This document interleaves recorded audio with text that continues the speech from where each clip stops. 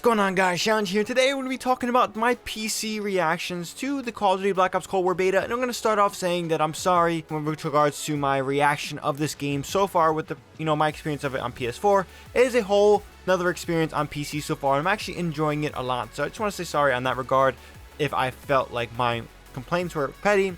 I feel like those complaints were, understandable, but on PC, a lot of my complaints I'm taking back. Movement system, other things like that I complained in my recent videos. I'm not going to talk about too much.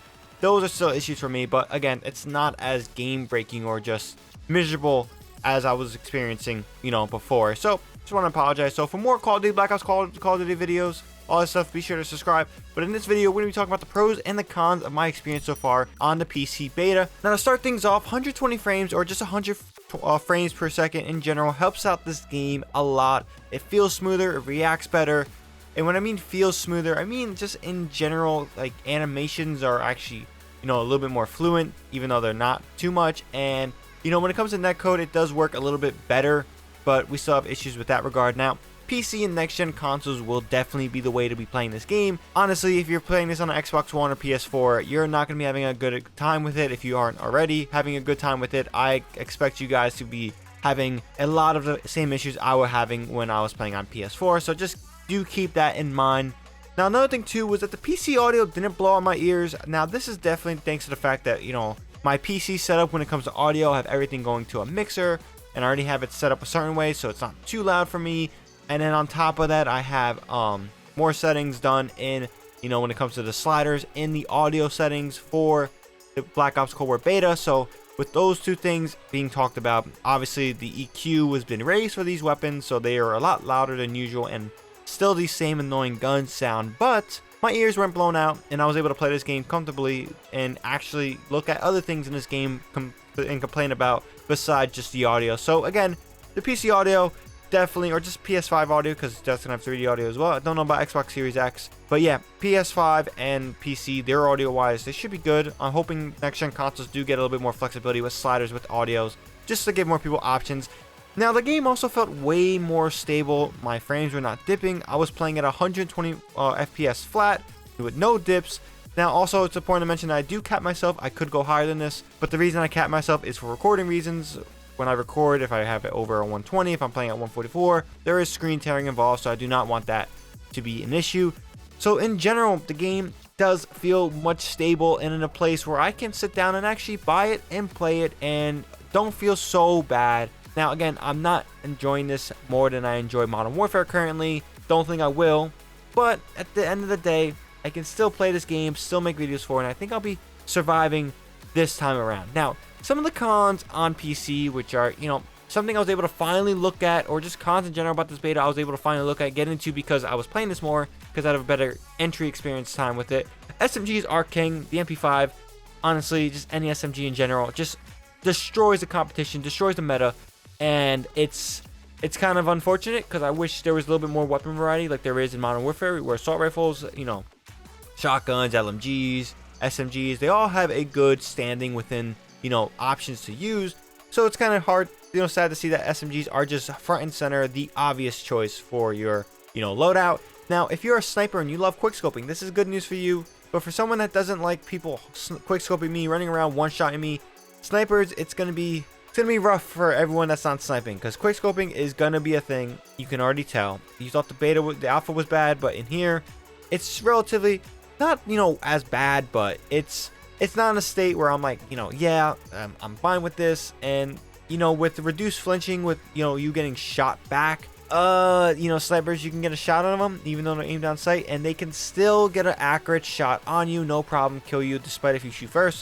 So that's something that's going to be very, very frustrating. Now, weapons don't feel unique. Now, when I mean don't feel unique, I mean this when compared to Modern Warfare. And the thing is, my example will be the M13. The M13 is a high rate of fire weapon. It has very, very fast time to kill based on its range. It's more of a close quarter, assault rifle compared to the other options like the Growl. But again, we go to the Growl, a medium to long range assault rifle, where, those medium long ranges are definitely its sweet spot. And when you get to closer ranges, you might get outgunned by an M13, M4A1, stuff like that. We don't see that type of flexibility so far in this beta. The XM4 and the AK-47, they perform very similar.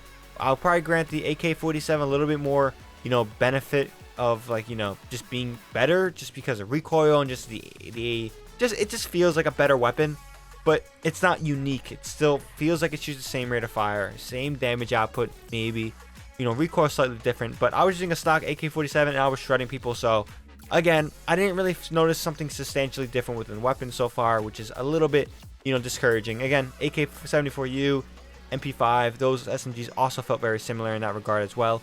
Now, one thing that's honestly ridiculous and broken, it's going to lead into another segment after this, or another part of these cons. Sliding is still super broken, and we have an example for you. So this dude from the heavens, not from the heavens, but just miraculously jumped up, slid on top of the window border, and literally flew past me. I had no just preparation for it because it looks so unrealistic. It looks so wonky. How do you defend against this? But I couldn't see here on screen. It's just super unrealistic, super wonky. And sliding is the way you approach gunfights in this game, hands down. You slide around corners and you jump. Those are the two ways you're going to be winning gunfights in this game for a competitive edge. And I'm not really liking that. Again, sliding in Modern Warfare, I don't think has been a nice traversal thing of avoiding shots and getting around, making sure you're changing on lines of sight. You can get into cover quickly, but this is just unrealistically jumps you, boosts you into a thing, and you go really, really far. Now, another thing is that this game, this multiplayer specifically, suffers from a lot of annoying systems like Black Ops 4 did. And what I mean like that, we go to Black Ops 4, we had specialists, they had their certain abilities, we had stim shots. Well, stim shots back, works the same way it did in Black Ops 4. I like how it works in Modern Warfare, where it's a one-time use and you discard it until you get restock or, whatever. And you can win gunfights easily. There's been multiple times where I got shot, I stim myself back up, I re-engage the person. That person definitely thought they had an advantage on me. They were wrong, I had the advantage on him. And then I won the gunfight. Vice versa happened to me as well. Now, another thing too is that jumpy enemies. So animations or just movement system, mounting, bolting systems, whatever you want to call it, is very, very jumpy. What I mean by that is that in Modern Warfare, the transitions from climbing an object was very smooth. It wasn't as instant as it feels and looks in this game. And when it comes to seeing other enemies vault as well, it's still jumpy, it's still instant, and it's very, very unnatural, and it does irk me a lot. Another thing too is that stun grenades are ridiculously overpowered. For a game not to offer much flinch when you're getting shot at and getting hit by weapon bullets, to get hit by a stun grenade, it offers crazy amount of feedback, and it's truly just annoying, to say the least. Now, another thing too, field upgrades, they're too strong. In Modern Warfare, I think they were in a good spot. Maybe Ninja or Dead Silence was a little bit the powerful choice, but there was nothing that like literally marked people on the map for you. Like the field mic is absolutely broken for objective game modes, and it's just that the field mic's another one. There's other ones like the proximity mines, like lethals. There's a lot of lethal capabilities with these field upgrades, and I don't think that's the right approach. It's way too strong. I wish it just stuck to what Modern Warfare was doing. I feel like these field upgrades are kind of like portable specialist abilities, and I'm not liking that at all. Also, one last thing, this is kind of something I've noticed. I thought they were going to address eventually. It seems like it's not. Modern Warfare, there was a faction-based operator system. So basically you had two factions. One was allegiance between multiple nations and their special forces units, and then the other one was, mercenaries, and they were working for a terrorist organization. So there wasn't a nation, it wasn't nation, so you can think that they would have operators be on both sides if they're paid to hire, but no, they split them up and things like that, and it works. When you see somebody, you can clearly identify that person's on the other team. But in this game, operators are in the game, but they're not faction based. So you can be playing against a, let's say a communist backed faction compared to a capitalist backed faction, and the same operators you can be having on your team will be on that team. So in one instance, for example, on here on screen, I saw this Woods in the corner. I saw him, whatever. Now, when I go straight forward, go into the hallway, look to my right, there's another Woods. Now, this Woods is not on my team. I hesitate for a split second because I think this is the same person I saw earlier, but it's not. There is no indication. There is no way I can visibly tell the difference between that Woods and this Woods besides the name tag. And for that is too much to do. It needs to be plain and simple in a shooter. That person's on the other team. I need to kill him. That's it. There's no question about this. Battlefield 5 had an issue about this, about people blending in, things like that. This is the same regard of visibility, just not being able to tell which person is bad, which person is good. Black Ops 4, Black Ops 3, maybe it worked, you know, with everyone being in the same faction. It was like a mind game, mind sim, whatever you want to say it was. But in this game, it does not work at all. This is not how you approach it, because there's going to be times where I die and I'm going to get really pissed off as well. I just couldn't tell the guy was a bad guy because it was the same person that's on my team, or same person that could be on my team. So they need to do something about that. And I think the operator system, they just can't match what Modern Warfare did, what Infinity Ward did with their system. Obviously, they had more years on their production time, a whole year to be specific. So that definitely does make an impact, but they need to do something to at least separate these operators and make sure they're faction based, so we don't have these issues like that. But in general, guys, I will say I still had a lot of fun with this beta so far. I'm going to be playing it this weekend. I'm not going to be just giving up after a day like I have with the beta and the alpha.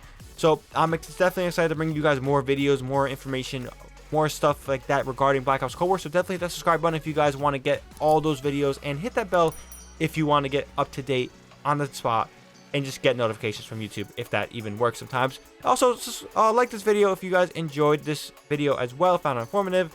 But yeah, again, I'm enjoying Black Ops Cold War. Let me know what you guys think about it. If you guys have been playing on PC, you know, is it a better experience than you have on the current gen consoles? Are you excited for the next gen consoles to see how they perform in that? I'm highly optimistic that Black Ops Cold War will be a better experience on the next gen consoles. Right now, I do think it's best experience on PC, but we'll wait and see on that regard. With that being said, hope you guys have a good one. ShadowNinja here, and I'm out.